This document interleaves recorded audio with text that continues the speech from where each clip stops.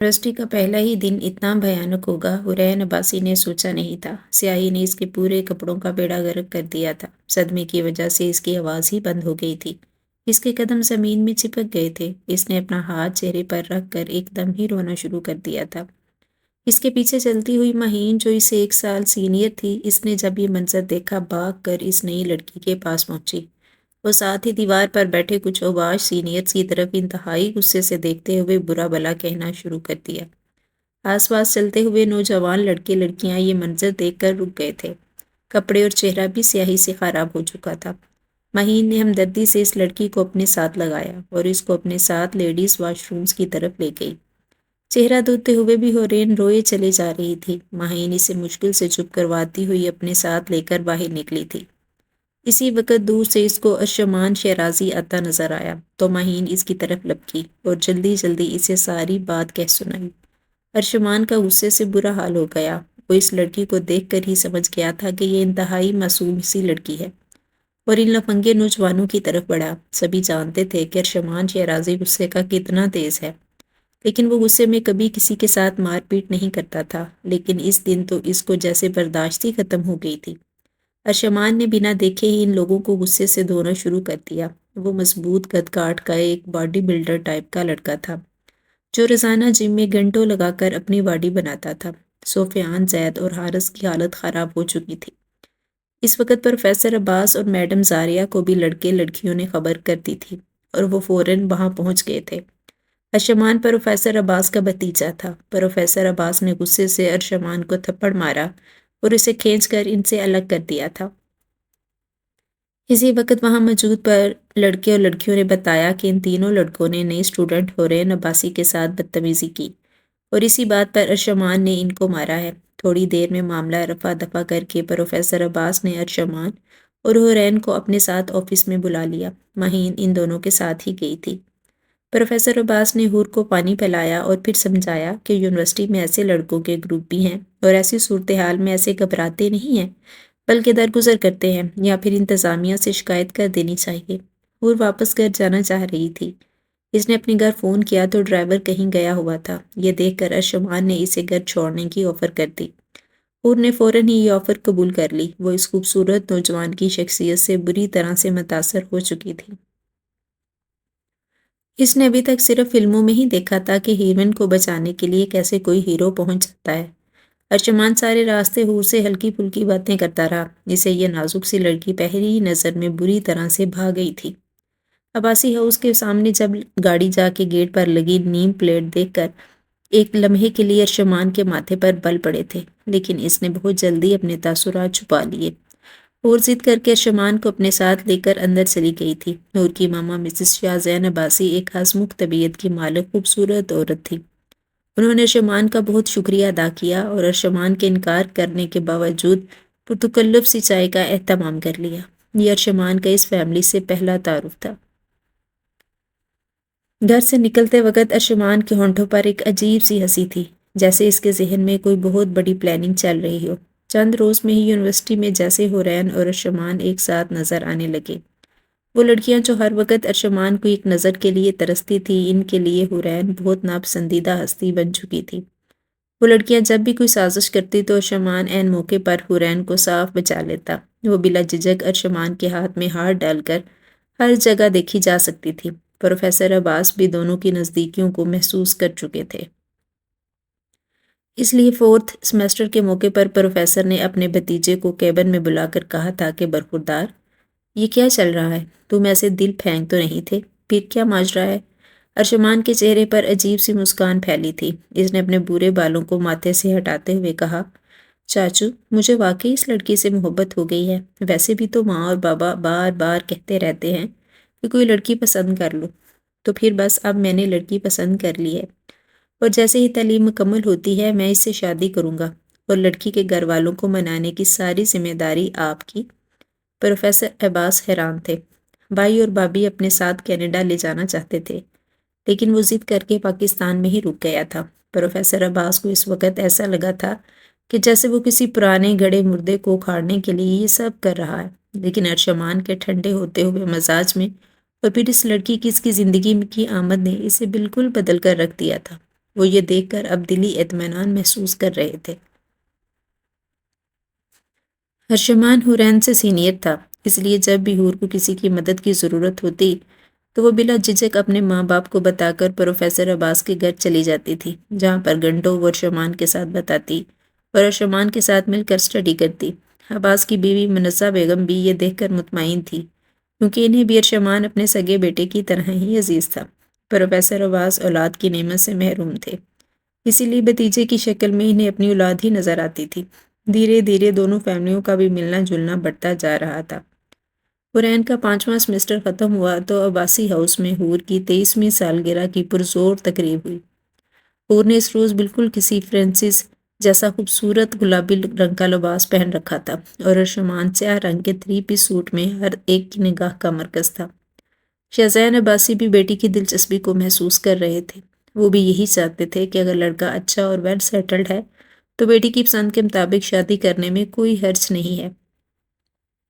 Professor عباس کی طبیعت بھی بہت دوستانہ تھی، اس لیے وہ دونوں آپس میں ان کے رشتے کی بات تقریباً کر چکے تھے، لیکن سالگرہ سے ذرا پہلے حال میں بالکل سناٹا چھا گیا اور لائٹ ایک دم سے بند ہو گئی۔ مسز شہزین یہ دیکھ کر گھبرا گئی۔ ابھی وہ اپنی جگہ سے حرکت بھی نہیں کر پائی تھی کہ خوبصورت میوزک کی دھن نے انہیں چونکنے پر مجبور کر دیا۔ اچانک سے لائٹ روشن ہوئی۔ ارشمان گھٹنوں کے بل بیٹھا حور کو پرپوز کر رہا تھا۔ دونوں کو ایک دوسرے میں گم دیکھ کر پروفیسر عباس نے حور کے پیرنٹس کی طرف دیکھا۔ وہ لوگ ایلیٹ کلاس سے تعلق رکھتے تھے، اس لیے دونوں فیملی ہی ان کو برا نہیں سمجھ رہی تھی۔ بچوں کی خوشی میں گھر والے بھی خوش تھے۔ حور نے دونوں ہاتھوں سے چہرہ ڈھانپ کر خوشی سے مسکرا کر حیرت کا اظہار کیا۔ ارشمان نے پھر سے اس سے پوچھا، ول یو میری می پرنسس؟ خوبصورت میوزک، روشنیوں سے سجا اسٹیج اور ایک خوبصورت مکمل کپل۔ وقت نے بھی ذرا ٹھہر کر دونوں کی بلائیں لے لی تھی۔ پچھلے 5 سال سے جو رشتہ دوستی سمجھا جا رہا تھا، اس کی شناخت ہو چکی تھی۔ حور نے اپنے ماں باپ کی طرف دیکھا۔ ان کے چہرے کی خوشی اور سکون دیکھ کر حور نے اپنا ہاتھ آگے بڑھا دیا تھا۔ ڈائمنڈ رنگ اس کی خوبصورت انگلی میں جگمگا رہی تھی۔ لوگوں نے خوشی سے تالیاں بجائی تھیں۔ دونوں کی اسٹڈی مکمل ہونے کے بعد شادی کا اعلان کر دیا گیا تھا۔ وقت تیزی سے گزر رہا تھا۔ حورین اور ارشمان گھنٹوں ایک دوسرے کے ساتھ وقت بتاتے، ساحل سمندر پر چلے جاتے، اور گھر والوں کو بھی کوئی اعتراض نہیں ہوتا تھا۔ اکثر دونوں پارٹیز میں رات کو لیٹ نائٹ ایک ساتھ جاتے۔ ایک روز ارشمان اپنے دوستوں کے ساتھ آؤٹنگ کے لیے جا رہا تھا، اور حورین نے خوشی سے اس کو اجازت دے دی تھی، کیونکہ اس کے دوستوں کا بھی ایک گیٹ ٹوگیدر تھا اور وہ اکیلے وہاں جانے کے لیے تیار ہو رہی تھی۔ کوئی نہیں جانتا تھا کہ وقت ایک عجیب چال چل رہا ہے۔ وہ لڑکی جو کچھ سال پہلے اکیلے کہیں آنے جانے سے گھبراتی تھی، ارشمان کی سنگت نے اسے ایک ایسا اعتماد دیا تھا کہ اب وہ رات کو اکثر تنہا گاڑی ڈرائیو کر کے اپنے دوستوں سے ملنے چلی جاتی تھی۔ اس وقت بھی ایسا ہی ہوا تھا۔ حورین کی خوبصورتی بالکل کسی بے داغ چاند کی طرح تھی۔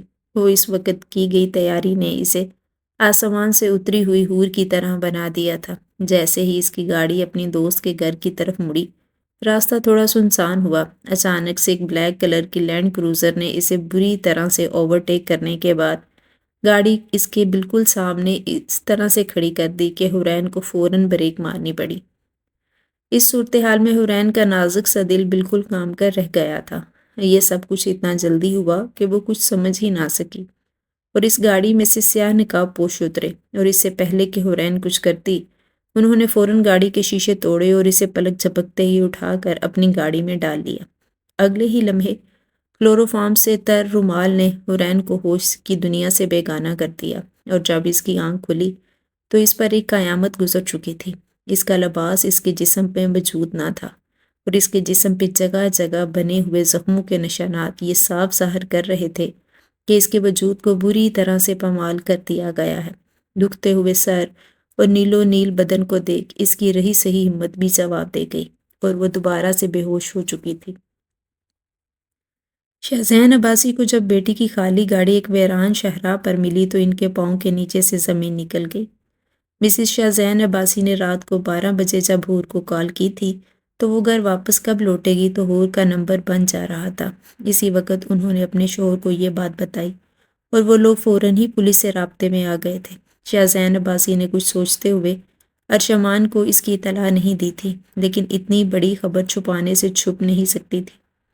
اگلے ہی روز اخبارات میں یہ خبر شائع ہو چکی تھی۔ پروفیسر عباس نے جیسے ہی اخبار اٹھایا، انہوں نے فوراً شاہ زین عباسی کو کال کی اور اس خبر کی تصدیق کی، اور پھر فوراً اپنے بھتیجے ارشمان کو کال کر کے کہا کہ وہ فوراً واپس لوٹے۔ پولیس بہت تیزی کے ساتھ حورین کو تلاش کر رہی تھی، لیکن ایسے لگتا تھا جیسے اسے یہ زمین کھا گئی ہے یا سامان نکل گیا ہے۔ ارشمان کا غصے سے برا حال تھا اور وہ خود پولیس کے ساتھ مل کر حورین کو تلاش کر رہا تھا۔ تیسرے روز پولیس نے شاہ زین عباسی کو کال کی کہ ایک ہاسپٹل کے باہر کھڑی ہوئی گاڑی میں حورین بے ہوشی کی حالت میں ملی ہے۔ اس کی حالت نہایت خراب ہے۔ وہ لوگ فوراً ہسپتال پہنچے۔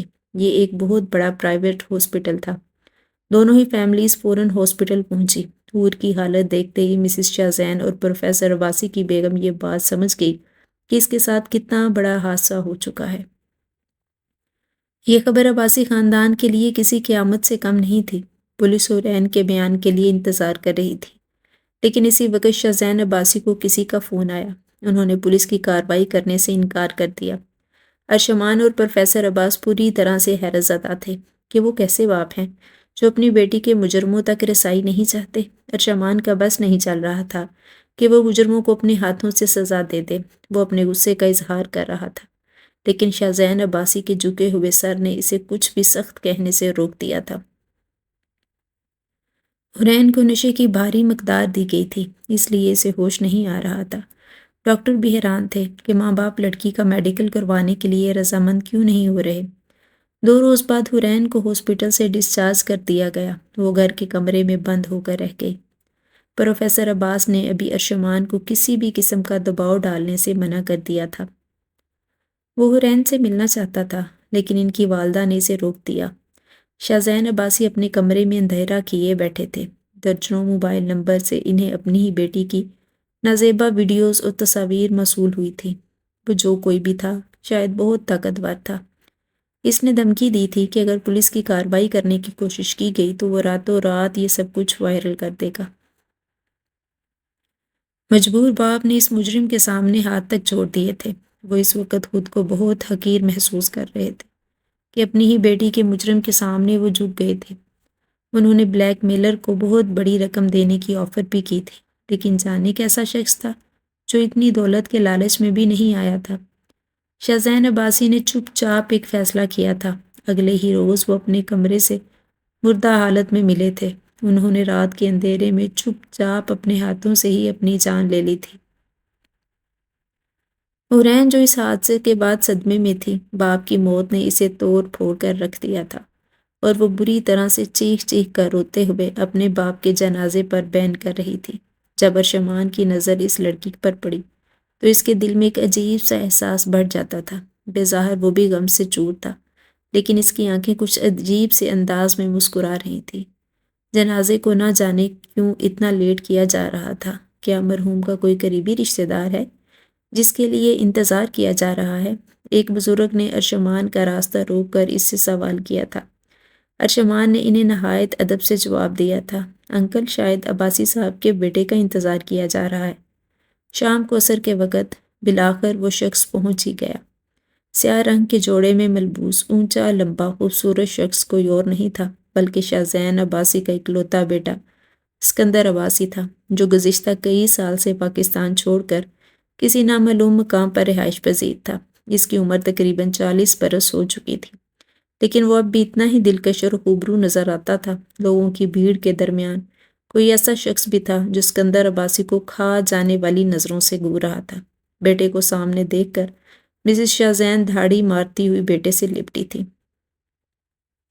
اسکندر عباسی نے اپنی گڑیا جیسی بہن حورین کو بھی سینے سے لگایا تھا۔ برسوں کی جدائی کے بعد جب وہ لوگ ملے تو وہ بھی اس حال میں کہ باپ بیٹے سے گلے بھی نہ مل سکا۔ فوراً ہی جنازے کے لیے اٹھائے جانے کے انتظامات ہونے لگے۔ اسکندر عباسی نے اپنے باپ کو کندھا دیا تو ایک اور نوجوان کو اپنے برابر میں پایا۔ اس کی سوالیہ نظریں اس کے چہرے پر جیسے ہی پڑیں،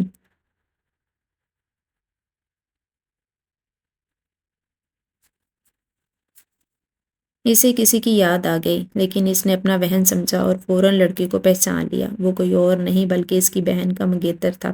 ابھی 6 ماہ پہلے ہی تو ماما نے اسے حرون کی اچانک ہونے والی منگنی کا بتایا تھا، اور اسکندر نے اس بات پر غصے کا اظہار کیا تھا کہ پہلے وہ لوگ پاکستان چلے گئے اور پھر اچانک سے انہوں نے بنا چھان بین کیے حور کے لیے لڑکا بھی پسند کر لیا تھا۔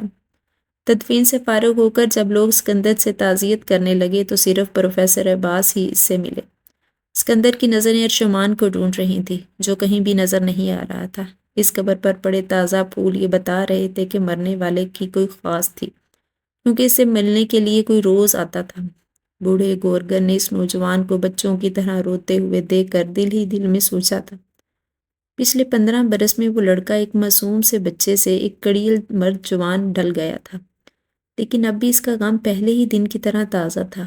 اب بھی میں اس عالم کو بالکل اسی طرح سے تڑپا تڑپا کر ماروں گا جیسے اس نے آپ کو ختم کیا تھا۔ میرا یہ وعدہ بہت جلد پورا ہو جائے گا، میں بدلہ لوں گا، وہ بھی میری ہی طرح روئے گا ایک دن۔ میرا آپ سے وعدہ ہے۔ ماما نے مجھے قسم دی تھی کہ میں کوئی انتقامی کارروائی نہیں کروں گا، کیونکہ وہ بیٹی کو کھونے کے بعد بیٹے کو کھو نہیں سکتی۔ اس لیے میں نے اتنے سال قطرہ قطرہ زہر پی کر صبر کیا ہے، لیکن اب صبر کا پھل بہت جلد ملنے والا ہے۔ برسوں پہلے اس شہر میں جیسے جیتی جاگتی لڑکی کو اس ظالم نے ظلم کا نشانہ بنایا تھا اور گھر والوں کو اپنا منہ چھپانے پر مجبور کر دیا تھا، آج بھی وہی ہونے والا ہے۔ میں بھولا نہیں ہوں آپ کو یا آپ کی تذلیل کو آپی۔ وہ قبر کے سرہانے پر سر رکھ کر بیٹھ گیا تھا۔ برسوں سے اس کا یہی معمول تھا۔ جب سے وہ پاکستان لوٹا تھا کوئی ایک دن بھی نہیں گزرتا تھا جب وہ اپنی بہن کی قبر پر حاضری نہ دیتا ہو۔ پروفیسر عباس کو ارشمان کی اچانک غیر موجودگی نے چونکا دیا تھا۔ اس وقت اسے یہاں پر موجود ہونا چاہیے تھا۔ جو بھی تھا حورین اس کی مگیتر تھی۔ پریشانی سے ان کے ماتھے پر شکن پھیل گئی تھی۔ گزشتہ 5 سال میں ہی ان کی شاہزین عباسی سے اچھی خاصی دوستی ہو چکی تھی، اس لیے وہ وفات کے سارے انتظامات سنبھال رہے تھے، کیونکہ شاہزین کی فیملی کئی سال پہلے اپنے ملک چلی گئی تھی اور پاکستان پہلے ہی واپس لوٹی تھی، اس لیے ان کی دوست رشتہ دار بھی کچھ خاص نہ تھے اور پروفیسر عباس اور ان سے خاصی دل لگاؤ محسوس کرتے تھے۔ حورین کی صورت میں انہیں کسی کی جھلک نظر آتی تھی۔ اسکندر عباسی کو پاکستان آئے مشکل سے ابھی 4تھا روز گزرا تھا کہ اس کی بیوی کی کالیں آنا شروع ہو گئی تھیں۔ وہ ایک گھمنڈی عورت تھی۔ وہ بہت بڑے بزنس امپائر کی مالک تھی، اسی لیے اسکندر عباسی کی مجبوری تھی کہ وہ چاہ کر بھی اپنی ماں اور بہن کو اپنے ساتھ نہیں لے جا سکتا تھا۔ ماضی کی گئی غلطیوں کی سزا شاید اسے اسی دنیا میں مل رہی تھی۔ دنیا کی نظر میں وہ 2 بچوں کا باپ تھا، لیکن وہ یہ بات کسی کو بھی نہیں کہہ سکتا تھا وہ ان دونوں کا باپ نہیں بلکہ وہ اس کی بیوی کی ناجائز اولاد ہیں۔ حورین اپنے بھائی کی بات سن کر حیرت سے اس کے چہرے کی طرف دیکھ رہی تھی۔ اسے تو لگتا تھا کہ اسکندر لالا یہاں پر آ کر پھر کبھی واپس نہیں جائیں گے، یا پھر شاید اسے اور اس کی ماں کو اپنے ساتھ ہی لے کر جائیں گے، لیکن اسکندر نے جب بڑی لاچاری سے اسے اپنی مجبوری بتائی اور کہا کہ وہ اپنا اور ماں کا خیال رکھے تو حورین کا دل جیسے مٹھی میں آ گیا تھا۔ اس نے پلٹ کر اپنی ماں کی طرف دیکھا تھا جو 3 دن میں ہی بوڑھی ہو گئی تھی۔ لگتا تھا کہ ان کی ساری خوبصورتی اور زندہ دلی خاک ہو گئی ہے۔ اسکندر اب اپنی ماں کا گھٹنا پکڑ کر بیٹھ گیا تھا اور انہیں منانے کی کوشش کر رہا تھا۔ آمنہ عباسی نے بیٹے کی طرف دیکھا اور گردن ہلا کر اسے جانے کی اجازت دے دی تھی۔ ویسے بھی ان کے شوہر اتنا کچھ چھوڑ کر گئے تھے کہ انہیں اپنے بیٹے کی کسی بھی مدد کی ضرورت نہ تھی۔ وہ چاہ کر بھی بیٹے کو اس کی بہن کے ساتھ ہونے والے حادثے کے بارے میں نہ بتا سکی تھی۔ اسکندر نے پلٹ کر اپنی بہن کو گلے لگانا چاہا تھا، لیکن حور غصے سے اس کا ہاتھ جھٹکتے ہوئے اٹھ کر وہاں سے جا چکی تھی۔ اگلے روز وہ چپ چاپ پاکستان سے چلا گیا تھا۔ پروفیسر عباس ارشمان سے بات کرنے کی کوشش کر رہے تھے، لیکن وہ انہیں پکڑائی نہیں دے رہا تھا۔ اس کا رویہ عجیب سے عجیب تر ہوتا جا رہا تھا۔ وہ پلٹ کر اب تک عباسی ہاؤس نہیں گیا تھا اور نہ ہی اس نے حور سے کانٹیکٹ کرنے کی کوشش کی تھی۔ 5ویں دن منزہ بیگم نے اپنے شوہر کو بتایا کہ حور اور اس کی ماں ارشمان کی وجہ سے بے حد پریشان ہیں۔ عباس کو بھی اپنے بھتیجے پر غصہ محسوس ہو رہا تھا، اسی لیے انہوں نے اس سے 2 ٹوک بات کرنے کا فیصلہ کیا، اور رات کو 2 بجے جیسے ہی ارشمان دبے پاؤں گھر میں داخل ہوا پروفیسر عباس نے اسے لاؤنج میں ہی روک لیا تھا۔ ارشمان، تمہارے دل میں کیا چل رہا ہے؟ نہ تو تم نے پلٹ کر حور سے رابطہ کیا ہے اور نہ ہی بابی سے اب تک بات کی ہے۔ میں نہیں سمجھتا کہ تم اتنے تنگ دل ہو کہ حور کے ساتھ ہوئے اس حادثے کی وجہ سے تمہارا حور کے ساتھ یہ رشتہ متاثر ہو سکتا ہے، لیکن پھر بھی اگر تمہارا کوئی ایسا ارادہ ہے تو صاف صاف بات کر لو۔ اس بیچاری بچی کی سوالیہ نظروں سے خود کو بہت بے سکون محسوس کرتا ہوں۔ جو بھی ہوا اس میں حور کا تو کوئی قصور تھا نہیں تھا۔ ارشمان اپنے چچا سے کافی فاصلے پر کھڑا تھا، اس لیے پروفیسر عباس کو یہ نہ معلوم ہو سکا کہ اس وقت ڈرنک کر کے آیا ہوا ہے، لیکن جیسے ہی ارشمان نے کچھ کہنے کی کوشش کی، اس کے منہ سے اٹھتی بدبو کے ببکے نے ان کی پول کھول دی۔ اس کی چال کی واضح لڑکھڑاہٹ اور اس کی باڈی لینگویج دیکھ کر عباس سن ہو کر رہ گئے تھے۔ ان کے خاندان میں ایسا کبھی کسی نے نہیں کیا تھا، اور ارشمان کے بارے میں تو وہ ایسا سوچ بھی نہیں سکتے تھے۔ وہ کل کو بھائی بھابھی کو کیا منہ دکھائیں گے کہ انہوں نے ان کے بیٹے کی یہ تربیت کی ہے؟ غصے میں ان کا ہاتھ اٹھا اور ارشمان کے چہرے پر نشان چھوڑتا ہوا چلا گیا۔ گھر کا پرانا ملازم غازی یہ سب کچھ دیکھ رہا تھا۔ وہ بھاگ کر ارشمان کے پاس پہنچا اور اسے سہارا دے کر اس کے کمرے میں لے گیا۔ ارشمان نے اپنے گال پر ہاتھ رکھ کر چچا کی طرف دیکھا تھا، لیکن کچھ بھی نہیں کہا تھا۔ وہ ساری رات پروفیسر عباس نے جیسے کانٹوں پر گزاری تھی، اور صبح ہوتے ہی اپنی بیوی کو اپنے فیصلے سے آگاہ کر دیا تھا۔ منزہ بیگم سر پکڑے بیٹھی تھی، بھلا وہ جوان جہان بھتیجے پر کیسے سختی کر سکتی تھی؟ حور کے ساتھ ہونے والے حادثے نے ان کا خود کا دل بھی حور کی طرف سے متنفر کر دیا تھا۔ وہ ان کی مجبوری تھی کہ وہ اپنے شوہر کے سامنے اپنی سوچ کا اظہار بھی نہیں کر سکتی تھی۔ پروفیسر عباس نے کہا تھا کہ اگر ارشمان نے حور سے شادی نہ کی تو وہ ارشمان کو ہمیشہ کے لیے اپنی زندگی سے بے دخل کر دیں گے۔ بے اولادی کے دکھ اٹھاتے اٹھاتے جب منزہ بیگم کی زندگی میں ارشمان کی آمد ہوئی تھی تو انہیں ماں بننے کے احساس سے آشنائی ملی تھی۔ 11 بجے ارشمان اٹھ کر باہر نکلا تو چچی کو اداس دیکھ کر فوراً ان کے پاس پہنچ گیا۔ اسے اپنی رات کی حرکت کے بارے میں اندازہ تھا اور وہ بہت شرمندہ تھا۔ منزہ بیگم نے اس کو چچا کے فیصلے کے بارے میں بتایا تو ایک عجیب سی مسکراہٹ ارشمان کے چہرے پر پھیل گئی تھی، اور اس نے منزہ بیگم سے ایسی بات کہی جسے سن کر وہ حیرت سے بھتیجے کی طرف دیکھنے لگی۔ تم پاگل تو نہیں ہو گئے ہو؟ ابھی ان کے گھر میں موت کا شوق بھی ختم نہیں ہوا اور تم چاہتے ہو میں جا کر وہاں پر تمہاری شادی کی بات کروں؟ تمہارے چچا تو مربت میں مارے جا رہے ہیں، لیکن میں تم پر زبردستی کی قائل نہیں ہوں۔ اگر تمہیں حور پسند نہیں ہے یا اس سے کوئی مسئلہ ہے تو تم صاف کہہ سکتے ہو، ساری زندگی کا معاملہ ہے۔ یہ نہ ہو کہ بعد میں تمہیں اپنی جلد بازی پر پچھتانا پڑے۔ مرد اور عورت کا رشتہ ایسا ہے کہ اس میں اگر ذرا بھی بال آ جائے تو دل پھر پہلے جیسے نہیں رہتے۔ تم سب کچھ جان بوجھ کر بھی اس لڑکی کو اپنانے کے لیے تیار ہو۔ مجھے تو حیرت ہوتی ہے کہ جو لڑکا کسی کے جھوٹے گلاس میں پانی نہیں پیتا، وہ ایک ایسی لڑکی سے شادی کر رہا ہے جس کا وجود داغدار ہو چکا ہے۔ ارشمان نے اپنی چچی کی طرف محبت سے دیکھا، کیونکہ اس وقت یہ ان کی ممتا بول رہی تھی۔ وہ چچی کے پاس آیا تھا، تب اسے لے کر اب تک اس نے انہیں اپنی ماں ہی سمجھا تھا۔ شادی تو مجھے حور سے ہی کرنی ہے، لیکن اگر انہوں نے جلدی میری بات نہ مانی تو میرا ارادہ بدل بھی سکتا ہے۔ یہ بات آپ ان دونوں ماں بیٹی کو واضح طور پر سمجھا دیجیے گا، اور فکر مت کریں، وقت آنے پر آپ کو سب کچھ پتہ چل جائے گا۔ منزہ بیگم کو بڑی بے دلی محسوس ہوئی، لیکن وہ مجبور تھی۔ شام ہوتے ہی وہ عباس ہاؤس پہنچ گئی تھی اور ان دونوں ماں بیٹی کو ارشمان کے فیصلے کے بارے میں بتا دیا۔ حور کے چہرے پر تو جیسے ہوائیاں اڑ گئی، لیکن آمنہ باسی ذہین عورت تھی۔ وہ جانتی تھی کہ ایسی لڑکی سے کوئی بھی شادی نہیں کرے گا جو شادی سے پہلے ہی اغوا ہو کر اپنی عزت گنوا چکی ہو۔ اگر یہ لڑکا بھی ہاتھ سے نکل گیا تو وہ اور ان کی بیٹی بالکل بے سہارا ہو کر رہ جائیں گی، اور نہ جانے بدنامی کا بوجھ وہ اٹھا بھی پائیں گی یا نہیں۔ فی الحال تو ان کے اثر و رسوخ کے معاملے کو کافی حد تک دبا دیا گیا اور پولیس بھی خاموش تھی، کیونکہ کارروائی سے پھر صرف مجرم ہی بے نقاب نہ ہوتے بلکہ اس حادثے کو بھی دور دور تک شہرت ملتی۔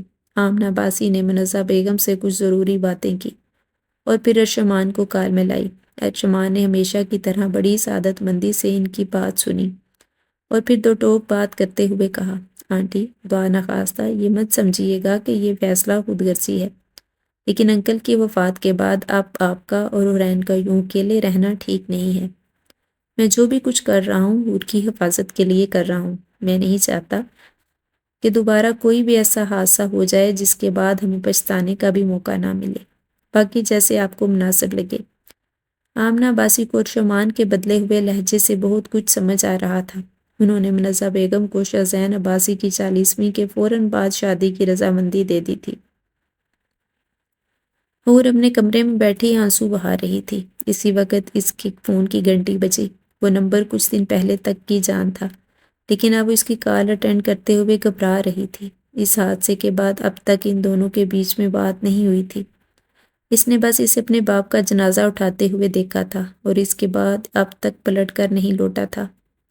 اس نے کال اٹینڈ کی تو دوسری طرف بھی گہری خاموشی تھی۔ پور کی سسکیاں سن کر ارشمان نے فوراً کال کاٹ دی تھی۔ 1 مہینہ پر لگا کر اڑ گیا تھا۔ اس کی ماں نے اپنی سیکرٹری کی مدد سے شہر کے سب سے مہنگے ہال میں شادی کی بکنگ کروا چکی تھی۔ زیورات کی خریداری کے لیے وہ خود تو بیٹی کے ساتھ نہیں جا سکتی تھی کیونکہ وہ فی الحال عدت میں تھی، لیکن انہوں نے اپنی خاندانی جیولر کو گھر بلا کر بیٹی کے لیے مہنگے اور بھاری زیورات بنوا لیے تھے۔ اورین کا زیادہ وقت اپنے کمرے میں بند ہو کر گزرتا تھا۔ وہ اپنے آپ کو آنے والے وقت کے لیے تیار نہیں کر پا رہی تھی۔ وہ گھنٹوں باتھ روم کے شاور کے نیچے کھڑی رہتی تھی اور اس گندگی اور غلاظت کو دور کرنے کی کوشش کرتی تھی جس نے اس کی زندگی کو برباد کر دیا تھا۔ ارشمان تقریباً روز ہی اس سے بات کرتا تھا، لیکن اس کا لہجہ کچھ اجنبی سا تھا۔ وہ شدید خوف کا شکار تھی، لیکن وہ اپنی کیفیت اپنی ماں کو بھی بتانا نہیں چاہتی تھی۔ اس کے دل میں یہ خوف بیٹھ چکا تھا کہ جیسے ہی باہر نکلے گی دنیا اسے دیکھ کر باتیں کرے گی اور وہ یہ سب برداشت نہیں کر پائے گی۔ اسے یہ سوچ سوچ کر ہی پریشانی ہوتی تھی کہ کہیں اس کا اغوا کرنے والا وہ ویڈیوز اور وہ تصاویر وائرل نہ کر دے جس کی وجہ سے اس کے بابا نے اپنی جان لی۔ کہیں وہ سب کچھ ارشمان تک بھی نہ پہنچ جائے۔ اس نے اپنا آپ بہت گندا اور گٹھیا محسوس ہوتا تھا۔ رو رو کر اس کی ذہنی حالت بگڑتی جاتی تھی۔ خیر سے شادی کا دن بھی آن گیا تھا۔ اس کی ماما نے اسے اپنی قسم دی تھی کہ وہ نہیں روئے گی۔ اس کے ہاتھوں پہ خوبصورت مہندی لگی ہوئی تھی۔ وہ مہندی لگانا نہیں چاہتی تھی، لیکن اس کے ہونے والے شوہر کا حکم تھا کہ اسے مہندی میں اپنا نام لکھوانا ہے۔ کانپتے دل کے ساتھ اس نے نکاح نامے پر سائن کیے تھے۔ لوگ چھپکے چھپکے ایک دوسرے کے ساتھ باتیں کر رہے تھے کہ کتنے بڑے دل کا لڑکا ہے جو ایک ایسی لڑکی سے شادی کر رہا ہے جس کی زندگی پہلے ہی برباد ہو چکی ہے۔ ایسی باتیں سن کر پروفیسر عباس کو شدید غصہ آ رہا تھا، لیکن وہ اس وقت کچھ بھی نہیں کہہ سکتے تھے۔ رخصتی کے وقت حور کے صبر کا پیمانہ لبریز ہو گیا۔ وہ اپنی ماں سے لپٹ کر اتنی بری طرح سے روئی کہ دیکھنے والوں کو بھی غمزدہ کر گئی۔ ان سب کے بیچ میں ارشمان کے چہرے کے تاثرات بالکل نارمل تھے۔ ارشمان کے چند قریبی کزن شادی کے موقع پر جمع تھے اور اپنی نئی بابی کو کمرے میں بٹھا کر چلی گئی تھیں، اور حور دھڑکتے ہوئے دل کے ساتھ اپنے شوہر کا انتظار کر رہی تھی۔ قدرت کی ستم ظریفی پر حیران تھی کہ جس شادی کے لیے اس نے نہ جانے کتنے خوبصورت خواب بنے تھے، وہ شادی اچانک سے ہو جائے گی اور ان حالات میں ہوگی کہ وہ اس خوبصورت رات کو محسوس کرنے کی بجائے خوفزدہ ہوگی۔ اسے جنوری کی سرد رات کی ٹھنڈک کے باوجود پسینے آ رہے تھے۔ ہاتھ پاؤں جیسے بالکل ٹھنڈے پڑتے جا رہے تھے۔ تبھی دروازہ کھلا اور وہ اندر داخل ہوا۔ ارشمان کی ایک بڑی کزن ماہنور نے جاتے جاتے اس کے چہرے پر دوپٹہ ڈال کر گھونگھٹ بنا دیا تھا اور شرارت سے کہا تھا، ویسے تو بائی نے سارے فنکشن میں ہی آپ کا دیدار کیا ہے، لیکن یہ رات ایسی ہے کہ بار بار نہیں آتی، اس لیے گھونگھٹ اٹھانا تو بنتا ہے ساری زندگی، ورنہ آپ کو یہی احساس رہے گا کہ شوہر نے گھونگھٹ تو اٹھایا ہی نہیں۔ اس کی دوسری کزنیں یہ بات سن کر زور سے ہنس پڑی تھی۔ دروازہ اندر سے لاک ہونے کی آواز آئی تھی۔ حور کی سانس جیسے سینے میں اٹک گئی تھی۔ اس کا گلا بالکل خشک تھا۔ اس کی نظریں جھکی جا رہی تھیں۔ ارشمان بستر پر آ کے زور سے گرا تھا۔ پھر اس کی طنزیہ ہنسی گونجی تھی۔ تم جیسی لڑکیوں کو بھی گھونگھٹ نکالنے کی ضرورت ہے؟ یہ چیز تو شریف عورتوں کے لیے ہے جنہیں ان کے شوہر نے پہلے دیکھا نہ ہو۔ تمہیں تو نہ جانے کس کس نے دیکھا بھی ہے، محسوس بھی کیا ہے، اور نہ جانے کیا کیا کیا ہے۔ اور یہ بات سن کر کانپنے لگی تھی۔ اس وقت ارشمان نے تیزی سے کھڑے ہو کر بڑی بے رحمی کے ساتھ اس کے بھاری دوپٹے کو نوچ کر دور پھینکا تھا۔ دوپٹے میں لگی پن اس طرح کھینچے جانے پر اس کے بہت سارے بال بھی اپنے ساتھ لے گئی تھی۔ وہ سر چکائے بستر پر بیٹھی تھی۔ اس کے منہ سے بے اختیار سسکیاں نکلی تھیں۔ تکلیف اور ذلت کے احساس نے اسے اندر تک جھنجھوڑ کر رکھ دیا تھا۔ خوبصورت لباس، میک اپ اور زیورات کی چکا چوند نے اس کے حسن کو 4 چاند لگا رکھے تھے، لیکن اس چاند کو گرہن لگا ہوا تھا۔ اس کے خوبصورت بال جو جوڑے کی شکل میں بنے ہوئے تھے، ارشمان ایک جھٹکے سے اس بالوں سے پکڑ کر کھڑا کیا اور غصے سے اڑا کر اسے اپنے پیروں میں پھینکا تھا۔ تمہاری جگہ کسی عزت دار انسان کے بستر پر نہیں، بلکہ اس کے پیروں میں ہونی چاہیے۔ میرے جوتے اتارو۔ خود وہ بستر پر بیٹھ گیا تھا اور حور اس کے جوتے اتارنے لگی۔ جیسے ہی نیچے جھکی تھی، اس کا گلا اس کے جسم کی گہرائیوں کو چھپانے میں ناکام ہو گیا تھا، اور اسی وقت بے حد قیمتی لباس میں ملبوس تھی اور شہر کے مشہور ڈیزائنر نے ڈیزائن کیا تھا۔ لیکن اس وقت یہ خوبصورتی ہی اس کو زہر لگ رہی تھی۔ حور نے ایک ہاتھ سے اپنے گلے کو ڈانپنے کی کوشش کی تھی، اور یہ دیکھ کر ارشمان کا غصے سے برا حال ہو گیا تھا۔ اس نے کھینچ کر اسے اپنے برابر بستر پر گرایا تھا اور پھر اس پر ٹوٹ پڑا تھا۔ حور کے منہ سے نکلنے والی سسکیاں سن کر اس نے حور کے چہرے پر تھپڑ دے مارا اور غصے سے کہا، بند کرو یہ ڈرامے بازیاں۔ یہ تمہاری فرسٹ ویڈنگ نائٹ نہیں ہے، لیکن تم تو اس سے پہلے ہی اپنی سہاگ رات نہ جانے کس کس کے ساتھ اچھی طرح سے منا چکی ہو۔ اب ستی ساوتری بننے کی کوشش مت کرو۔ جس کے زہر میں ڈوبے ہوئے یہ گھٹیا الفاظ سن کر حور غصے سے چیخی، اگر میں اتنی ہی گندی اور گھٹیا لگتی تھی تو مجھ سے شادی کیوں کی؟ جب بیوی بنا لیا ہے تو بیوی والی عزت دے۔ میں تو عزت دار نہیں سہی، لیکن آپ تو عزت دار ہیں نا۔ اس کی بات ابھی پوری بھی نہیں ہوئی تھی کہ ارشمان نے اس کا گلا پکڑ لیا اور چیختے ہوئے کہا، میرے سامنے زبان چلاتی ہو، 2 ٹکے کی گھٹیا عورت۔ حور نے روتے ہوئے ایک دم ارشمان کے سینے پر ہاتھ رکھا تھا۔ کیا ہو گیا ہے آپ کو؟ دیکھیں، میں وہی حور ہوں جس سے آپ نے محبت کی تھی۔ ساری دنیا کے سامنے میرا ہاتھ پکڑا تھا۔ جو بھی ہوا اس میں میرا کیا قصور ہے؟ اور اگر آپ کو اتنا ہی مسئلہ تھا تو مجھ سے شادی کیوں کی؟ پلیز عرش، ایسے مت کریں، یہ روح برداشت نہیں کر پاؤں گی آپ کا۔ شمان اس کی بات سن کر زور سے ہنسا تھا اور پھر ایک دم بولا کہ محبت اور تم سے، اپنی بہن کے قاتل کی بہن سے میں محبت کروں گا؟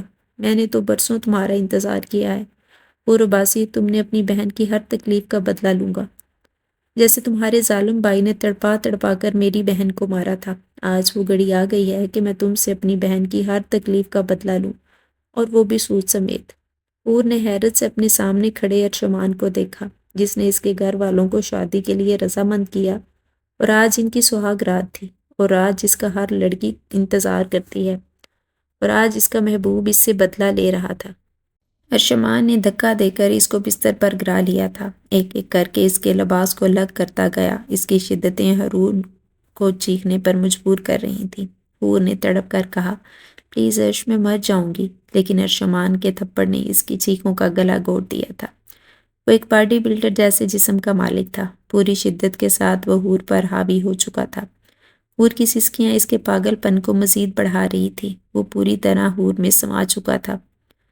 اس کو اغوا کرنے اور پھر سارا منصوبہ بنا کر اس کو دنیا کی نظروں میں گرانے کا سارا پلان اسی کا تھا۔ اس کا جنون کسی طور بھی کم نہیں ہو رہا تھا۔ جی چاہ رہا تھا کہ اس معصوم شکل والی لڑکی کو جان سے مار ڈالے، لیکن وہ اتنی جلدی حورین عباسی کو مارنا بھی نہیں چاہتا تھا۔ اس پر نفرت کی ایک نگاہ ڈال کر وہ اس سے دور ہٹتا اور غور سے اس کے چہرے کی طرف دیکھا۔ حور کے چہرے پر تھپڑوں کے نشان تھے۔ اس کا خوبصورت بدن گواہ تھا کہ ارشمان نے اس پر اپنی نفرت نکالی ہے۔ وہ خوفزدہ نظروں سے اس کی طرف دیکھ رہی تھی۔ وہ درد کی شدت سے تڑپ تڑپ کر رو رہی تھی، لیکن ارشمان پر اس کا کوئی اثر نہیں تھا۔ اور عباسی، تم تو صرف ایک بار ہی مرنے والی ہو گئی ہو، ابھی تو تمہیں زندگی کی آخری سانس تک اسی طرح تڑپنا ہے۔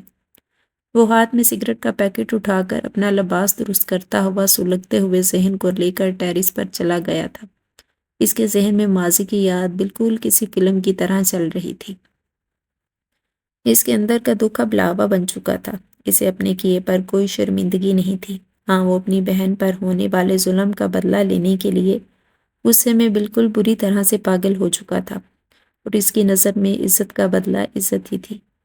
اس کی بہن مہجوبین کا جرم صرف یہ تھا کہ اس نے بگڑے ہوئے رئیس زادے اسکندر عباسی کو اس وقت تھپڑ دے مارا تھا جب اسکندر عباسی نے سب کے سامنے اس سے بدتمیزی کرنے کی کوشش کی تھی، کیونکہ مہجوبین کی منگنی بچپن میں ہی خالہ زاد سے ہو چکی تھی۔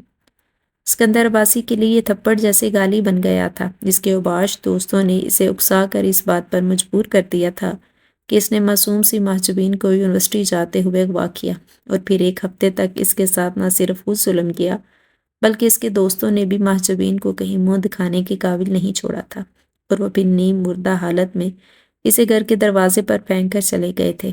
دنیا والوں نے ظالم کی بجائے مظلوم کے لیے دنیا تنگ کر دی تھی، اور جیسے ہی محجوبین کو ہوش آیا تھا، اس کے منگیتر واصف نے اسے منگنی توڑتے ہوئے اسے اتنے گندے القابات سے نوازا تھا کہ محجوبین نے چپ چاپ دنیا چھوڑ دی تھی۔ ڈاکٹر کہتے تھے کہ زخمی ہونے کی وجہ سے وہ جانبر نہ ہو سکی، لیکن ارشمان جانتا تھا اس کی زندگی چھیننے والا اسکندر عباسی ہے۔ اس نے ہاسپٹل کی اس نرس کو ڈھونڈ نکالا تھا جس نے اسکندر سے پیسے کھا کر اس کی پیاری آپی کی دوائی میں رد و بدل کی تھی، اور وہ دنیا چھوڑ گئی تھی۔ اس وقت شاہ زین عباسی کی دولت اور رتبہ ان سے زیادہ تھے۔ راتوں رات اسکندر ملک چھوڑ کر چلا گیا تھا۔ ارشمان صرف 10 سال کا تھا۔ اسے نہیں معلوم تھا کہ عزت کا لوٹ جانا کیا ہوتا ہے، درندگی کیا ہوتی ہے۔ جب لوگ اس کے گھر پہنچ کر تعزیت کے بہانے ان کی زخموں کو کریدتے تو اسے اپنی ماں کرنا یاد آتا۔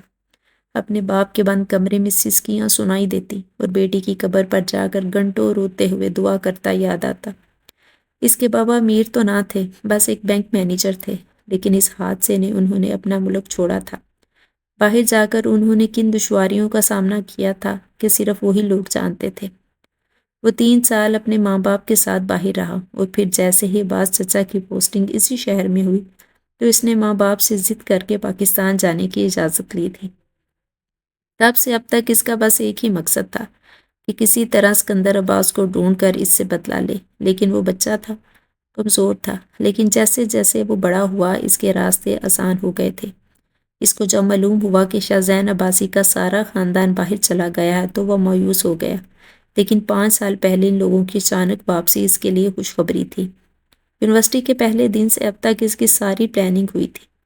وہ لڑکے جنہوں نے حورین سے بدتمیزی کی تھی اس کے جگری یار تھے، اور ماہین بھی اس کی دوست تھی۔ حور عباسی باہر رہنے کے باوجود نہایت معصوم سی طبیعت کی لڑکی تھی، اس لیے اس کے اعتماد کو جتنا نہایت آسان ثابت ہوا تھا۔ وہ جب کھڑے کھڑے سگریٹ پھونک پھونک کر تھک گیا تو کمرے میں واپس آیا تھا۔ وہ ایک بار پھر حور کی طرف بڑھا تھا، لیکن یہ دیکھ کر پریشان ہو گیا کہ حور جیسی نازک لڑکی اس کی شدتیں برداشت نہیں کر پائی تھی۔ وہ بے ہوش ہو چکی تھی، اس کی سانسیں بہت دھیمی چل رہی تھیں۔ رات کے 4 بج رہے تھے۔ اسے ہاسپٹل بھی نہیں لے کے جا سکتا تھا، اس لیے ہوش میں لانے کی کوشش کرنے لگا تھا۔ تھوڑی سی دیر میں حور نے آنکھیں کھول دی تھی۔ اسے اپنے نزدیک دیکھ کر خوف سے کانپ اٹھی تھی۔ پلیز خدا کے لیے مجھے معاف کر دیں، مجھے معلوم نہیں ہے کہ میری غلطی کیا ہے۔ آپ کو آپ کی ماما کی قسم عرش، حور سسک رہی تھی۔ ارشمان کے دل کو کچھ ہوا تھا۔ کیا میری بہن نے بھی ایسے ہی اس کے بھائی سے معافی مانگی ہوگی؟ میری بہن کا بھی تو کوئی قصور نہیں تھا۔ اس کا دل بری طرح سے چیخا تھا، لیکن اس کا ضمیر اسے بار بار ملامت کر رہا تھا کہ ایک کمزور لڑکی کو تکلیف دے کر وہ کیسے خود کو ایک بہادر مرد سمجھ سکتا ہے۔ عورتوں کے ساتھ تو جنگ میں بھی نرمی برتی جاتی ہے، اور وہ اپنی محبت کے جال میں پھنسا کر مجبور اور لاچار لڑکی سے بدلہ لے رہا تھا۔ وہ بھی اسی کشمکش میں تھا کہ حور نے اٹھ کر اس کے پیروں پر اپنا سر رکھ دیا۔ یہ دیکھ کر ایک دم سے اس کا دل خوف سے لرز اٹھا تھا۔ اس نے حور کو خود سے دور کیا اور خود اٹھ کر باتھ روم میں جا گھسا تھا۔ جنوری کے یخ بستہ موسم میں وہ ٹھنڈے پانی سے شاور لے رہا تھا، اپنے اندر کے غصے اور انتقام کی آگ کو ٹھنڈا کر رہا تھا۔ باہر نکل کر اس نے ایک نظر حور کی طرف ڈالی تو وہ اب بھی جاگ رہی تھی۔ مسجد میں اذانوں کی آواز آ رہی تھی۔ اس نے خود سفید رنگ کا لباس پہنا حور کے نزدیک ایک ڈھیلا ڈالا لباس رکھتے ہوئے نرم لہجے میں کہا تھا، چینج کر کے آرام کر لو۔ وہ جانتا تھا وہ ہارون میں اتنی ہمت نہیں ہے، لیکن اس نے وجود سے نظریں چراتا ہوا تیزی سے باہر نکل گیا تھا۔ نماز پڑھ کر کافی دیر تک مسجد میں ہی بیٹھ کر تلاوت کرتا رہا۔ دن کی روشنی پھیلی تو وہ اپنی گاڑی لے کر قبرستان جا پہنچا۔ آج اس کے قدم تھکے تھکے سے تھے۔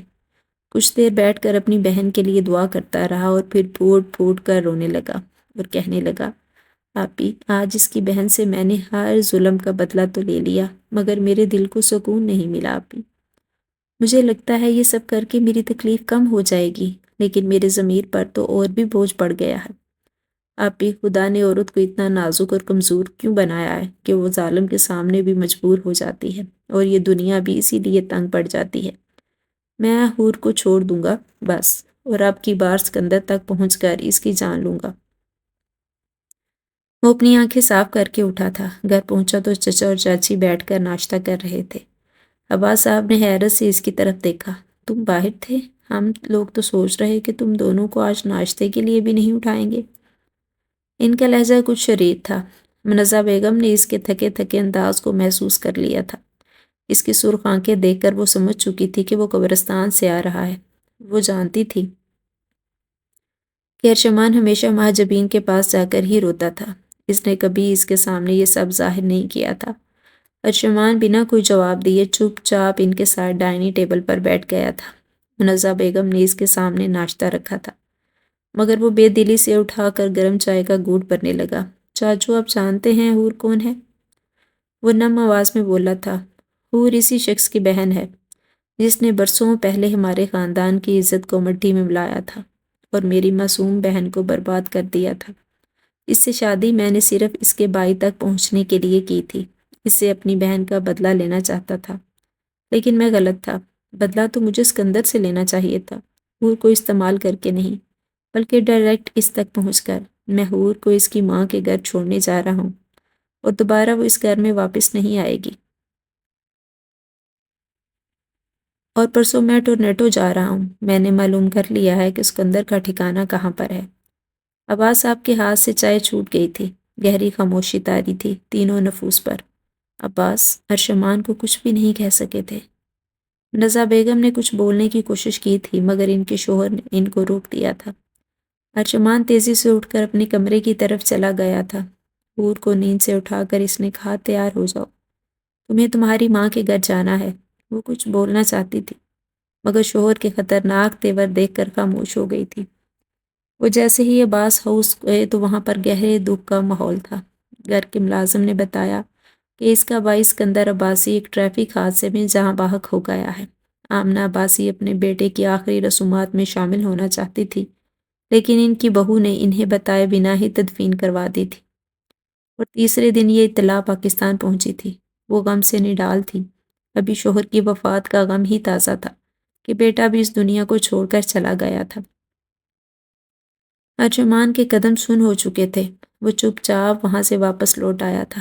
گھر پہنچا تو چچی نے بتایا کہ اس کے امی ابو پاکستان آ رہے ہیں۔ وہ ان سے بنا کچھ کہے اپنے کمرے میں بند ہو چکا تھا۔